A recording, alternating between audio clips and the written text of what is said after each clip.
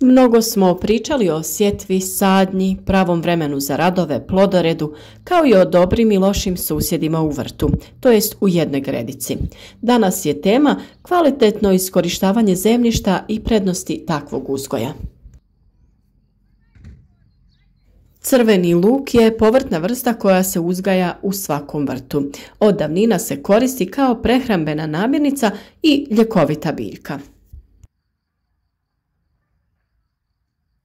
Parcele za sjetvu luka trebaju biti plodne, dobrih vodozračnih karakteristika, slabo kisele do neutralne pH reakcije zemljišta. pH vrijednost tla u kojem će se uzgajati luk trebala bi biti između 6 i 7. Prvo što možete uraditi prije sadnje je posuti drvenim pepelom vaše gredice. Pepeo će djelovati kao dezinficirajuće sredstvo, kao zaštita od štetnika, ali i kao gnojivo. Protiv puževa, protiv lukove muhe, kao dodatak kompostu ili za obogaćivanje tla, pepeo od drveta se koristi u vrtovima za brojne namjene. S obzirom na to da je pepeo nastao sagorjevanjem biljaka, on sadrži 13 osnovnih elemenata potrebnih za rast biljaka. Izvrstan je izvor kalcija, kalija i mikroelemenata za vrt. Njegova glavna zadaća u tlu je smanjenje kiselosti sredine, a luku je to prijeko potrebno jer ne voli kisela tla. Sjetva crvenog luka se obavlja što ranije u proljeće, čim to vremenske prilike dozvole. Rana sjetva pogoduje dobrom rastu biljaka, formiranju glavica i izbjegavanju oboljenja i štetnika koji dovode do smanjenih prinosa i propadanja usjeva. Sjetva se obavlja u februaru, martu ili početkom aprila. Međuredni razmak se kreće od 15 do 25 cm, ovisno o krupnoći glavica sorte koju smo posadili. Razmak u redu je od 7 do 8 cm. Kod uzgoja luka veliki problem predstavljaju korovi. Kod direktne sjetve mogu izrasti i prije luka, pa ga na kraju uguše. Stoga sve dok se biljke ne oblikuju, nasade treba i redovito okopavati i plijeviti. Okopavanje treba obavljati oprezno jer je korijen biljke relativno plitko. Najčešće su dovoljno 2 do 3 okopavanja. Prvo se obavlja odmah nakon nicanja, a drugo okopavanje 2 do 3 sedmice kasnije. Treće se obavlja po potrebi. Sve ovo su savršeni uslovi da zemljište između luka iskoristimo za uzgoj još jedne kulture, a to je salata. Prostor između redova luka je savršen za njen uzgoj, pa je šteta da ostane prazan i da se ne iskoristi.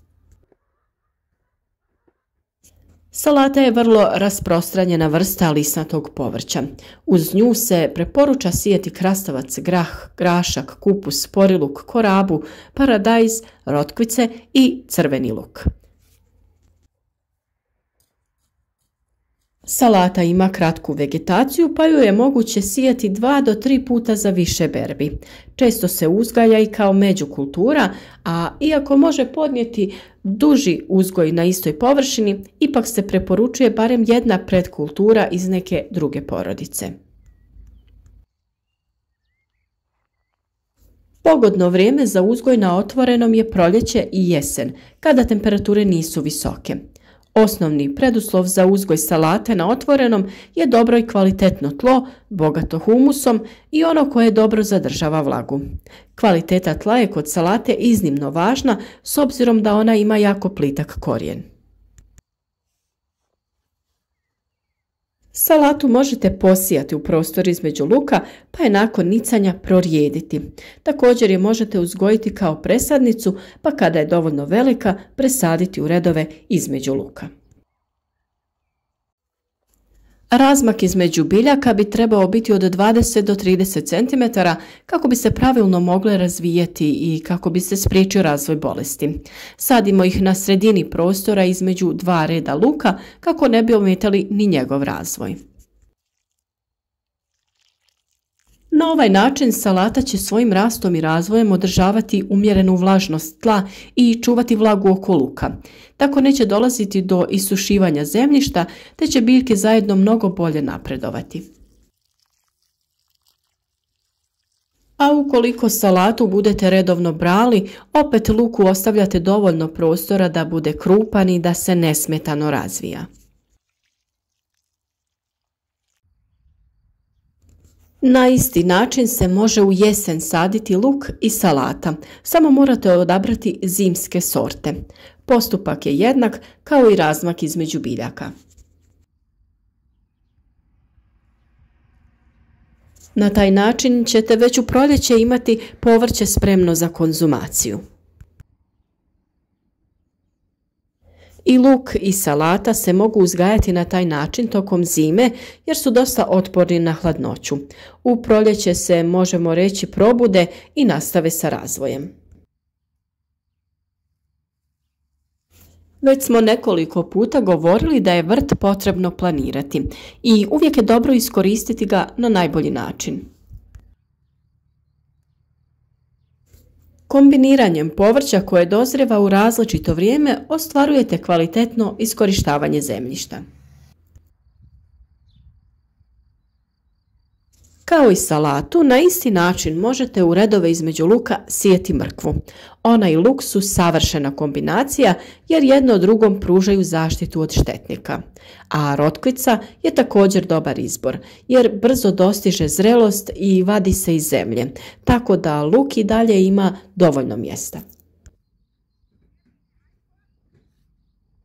O dobrim i lošim susjedima smo već govorili, ali je to dosta informacija koje je teško sve odjednom usvojiti i pravilno rasporediti biljke.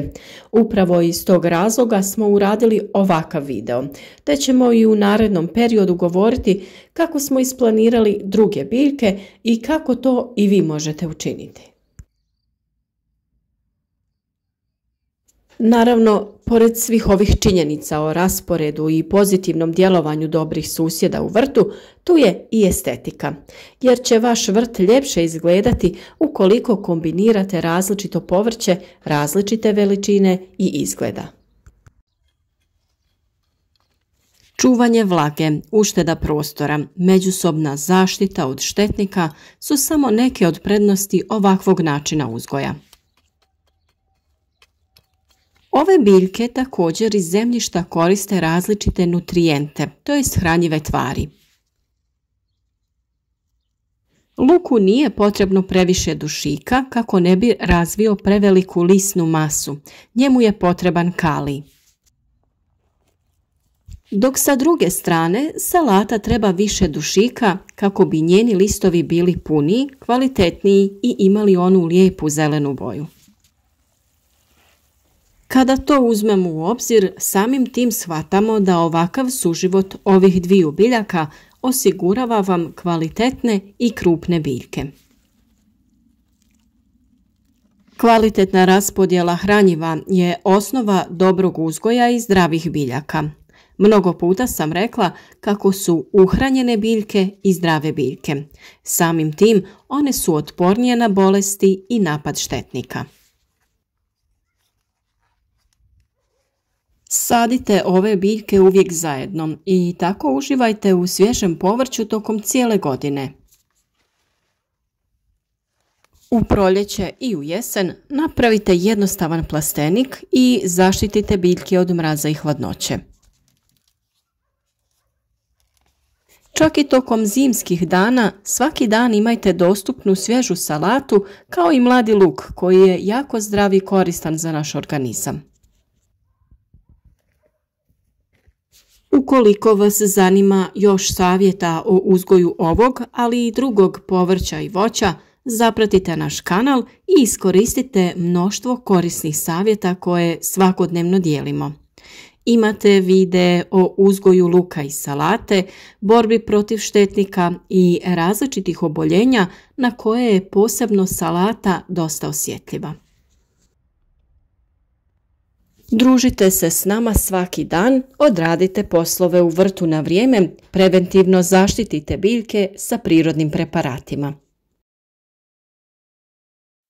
Video koji vam je bio koristan možete podijeliti sa vašim prijateljima na društvenim mrežama kako bi i drugi imali koristi od naših savjeta. Za sva druga pitanja ili nedoumice pišite nam u komentarima ispod videa i naravno uvijek nam se možete javiti i onako bez nekog pitanja, samo da nam javite od kud nas to pratite ili ostavite vaš neki prijedlog o uzgoju različitih biljaka. Svakako isprobajte ovu kombinaciju i vaš vrt će biti puniji, svježiji i zdraviji.